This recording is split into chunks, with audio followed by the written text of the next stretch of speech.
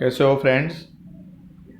कक्षा 10 हिंदी माध्यम पार्ट 18। अब हम आगे देखते हैं पूंजी निवेश पर अंकुश।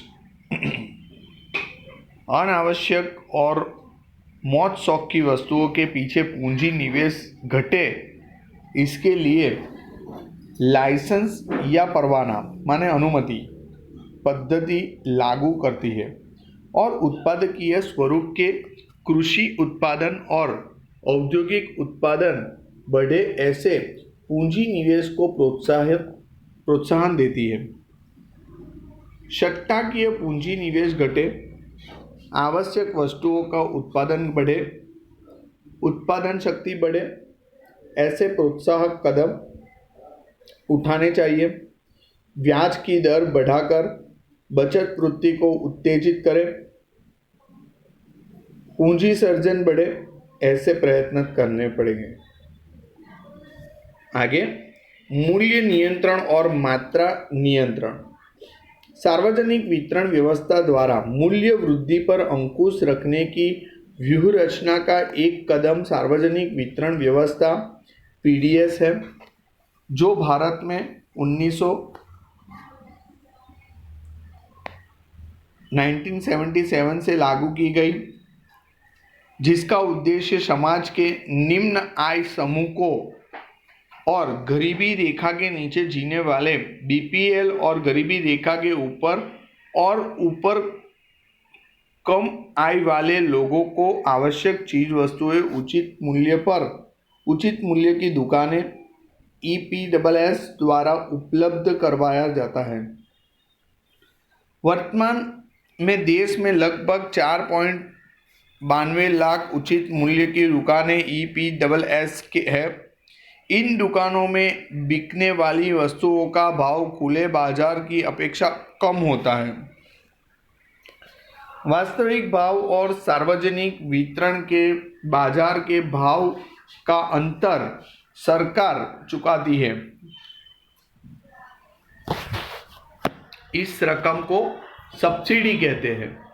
कृत्रिम कमी, संग्रहखोरी और कालाबाजारी में मनचाहे मूल्य बढ़ाने की परिस्थिति में गरीबी रेखा के नीचे जीने वाले लोगों के जीवन स्तर को टिकाए रखने में यह सार्वजनिक वितरण प्रणाली पीडीएस आशीर्वाद स्वरूप बनी है, जो मूल्य वृद्धि को अंकुश में रखती है।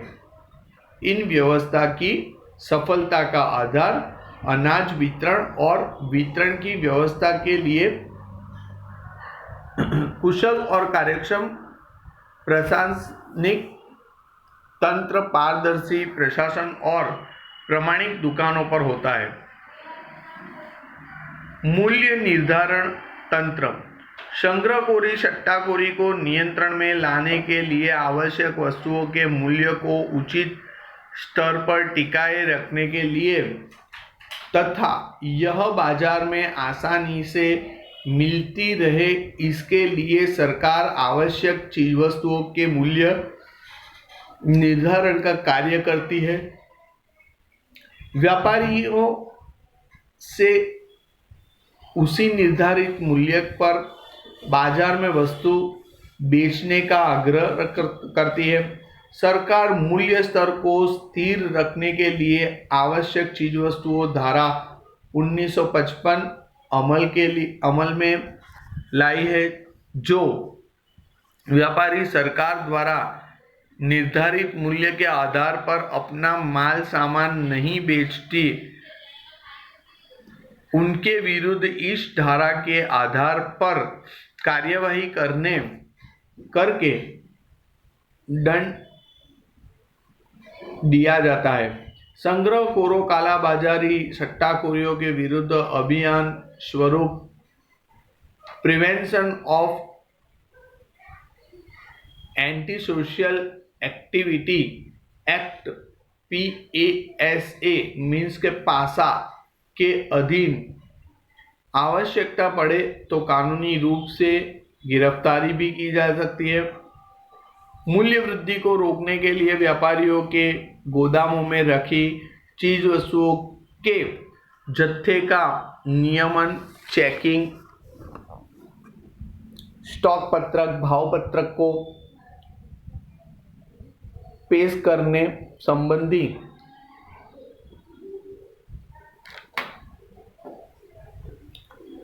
कानूनी व्यवस्था और उसका उल्लंघन करने पर सख्त दंडात्मक कार्यवाही द्वारा मूल्य को रोकने के प्रयास किए गए हैं। सरकार ने अब तक प्याज, कपास, सीमेंट, खाद्य तेल, पेट्रोल, डीजल, रसोई गैस, केरोसिन, चीनी, एल्यूमिनियम, लोहा फौलाद, रेलवे किराया आदि के मूल्य निर्धारण तंत्र के आधार पर निश्चित किए गए हैं। कुछ जीवन रक्षक दवाओं के मूल्य भी इसके अंतर्गत निश्चित किए गए हैं और मूल्य वृद्धि को रोका गया है।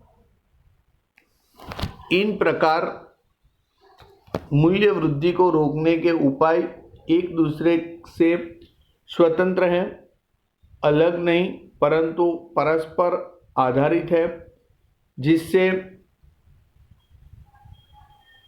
छीट-फूट एक दो कदम उठाने के बदले सर्वग्राही कदम उठाए जाएंगे तो ही निर्धारित परिणाम प्राप्त किया जा सकता है। ग्राहक जागृति। जागो ग्राहक जागो। आज प्रत्येक व्यक्ति किसी न किसी तरह से ग्राहक है। बाजार में समान लक्षणों वाली और अनेक ब्रांड की असंख्य वस्तुएं मिलती है। वस्तु की विविधता और विकल्पों वाली अनेक उपयोगों वाली वस्तुओं के संबंध में निरक्षर और अनजान ग्राहकों को संपूर्ण ज्ञान या जानकारी नहीं होती। उत्पादक और ग्राहक के बीच अनेक बिचौलिए होने से ग्राहकों का विविध रूप से शोषण होने लगा है। ग्राहक जो वस्तु, सेवा, माल, वित्त या उनके बदले में खरीदे वह निश्चित गुणवत्ता, वजन और उचित मूल्य पर प्राप्त हो, ऐसी व्यवस्था को ग्राहक सुरक्षा कहते हैं। ग्राहक सुरक्षा यह ग्राहक जागृति का अभियान है। ग्राहक जागृति के संबंध में अमेरिका में राल्फ नाडर ने ग्राहकवाद को आंदोलन शुरू किया, इसलिए वे ग्राहक आंदोलन के जन्मदाता कहलाए।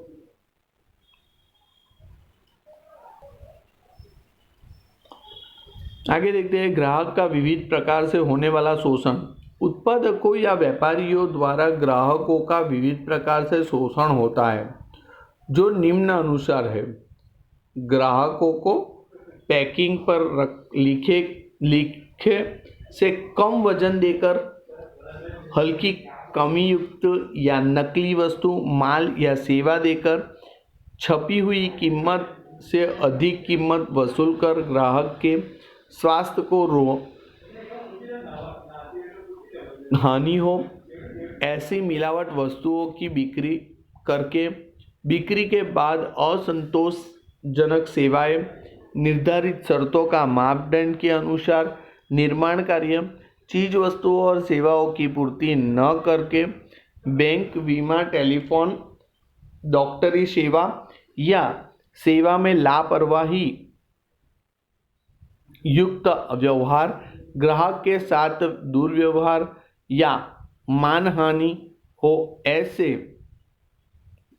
ऐसा विक्रेता या व्यापारी द्वारा व्यवहार हो, लुभावने भ्रामक विज्ञापनों द्वारा वस्तुओं की सही पसंदगी में ग्राहक के साथ धोखाधड़ी होने के कारण भ्रष्ट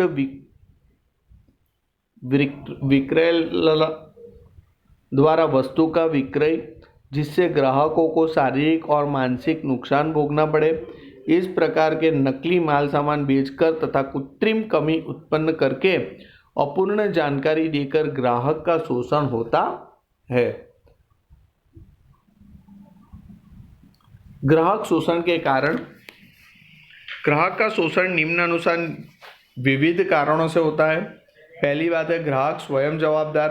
अज्ञानता, जागृति का अभाव, निरक्षरता, संगठित होकर विरोध प्रदर्शित करने की वृत्ति का अभाव, नुकसान या शोषण के विरुद्ध कानूनी लड़ाई लड़ने की तैयारी और वृत्ति का अभाव और उससे संबंधित उचित जानकारी के अभाव के कारण व्यापारी उत्पादक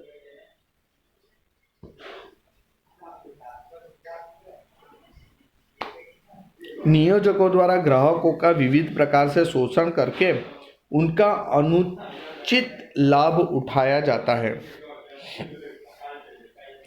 मर्यादित जानकारी। पूंजीवादी अर्थतंत्र में उपभोक्तावादी सोच रखने वाले निर्माता और विक्रेता किसी भी वस्तु या सेवा की जितनी चाहे उतने प्रमाण में उत्पादन और बिक्री करने के लिए स्वतंत्र है।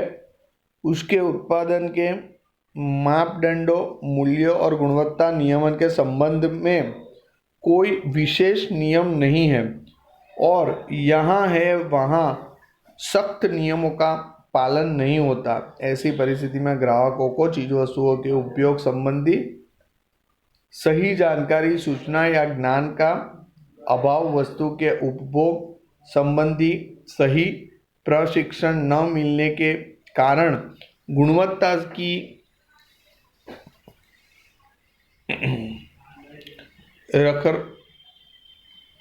रखरखाव और उपयोग के तरीके और बिक्री के बाद की सेवाएं, वारंटी, गारंटी जैसी जानकारी के अर्थघटन के संबंध में खरीदी के समय ग्राहक को पूर्ण जानकारी नहीं दी जाती है।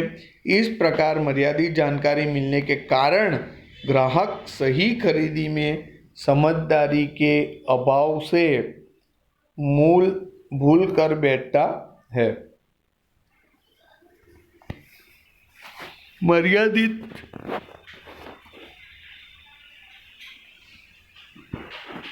आपूर्ति। जब वस्तु या सेवा की मांग के सामने पर्याप्त मात्रा में उनकी आपूर्ति नहीं होती तब कृत्रिम कमी सर्जती है। इस प्रकार व्यापारी उत्पादकों द्वारा संग्रहखोरी, सट्टाबाजारी, धोखा या प्राकृतिक आपदाओं जैसे कारणों से कमी उत्पन्न होती है। ग्राहक से ऐसी परिस्थिति में अधिक मूल्य वसूल करके अनुचित लाभ उठाया जाता है।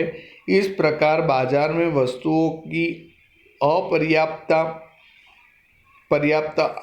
आपूर्ति भी ग्राहक शोषण का कारण बनती है। मर्यादित स्पर्धा। जब कोई एक ही उत्पादक या उत्पादक समूह किसी वस्तु या सेवा के उत्पादन में और वितरण में एकाधिकार रखता हो तब उत्पादक ऐसी मर्यादित या एकाधिकार वाले बाजार में अन्य विकल्पों के अभाव से ग्राहकों का विविध प्रकार से शोषण करता है। कमयुक्त सेवा और हल्का माल सामान का विक्रय करता है।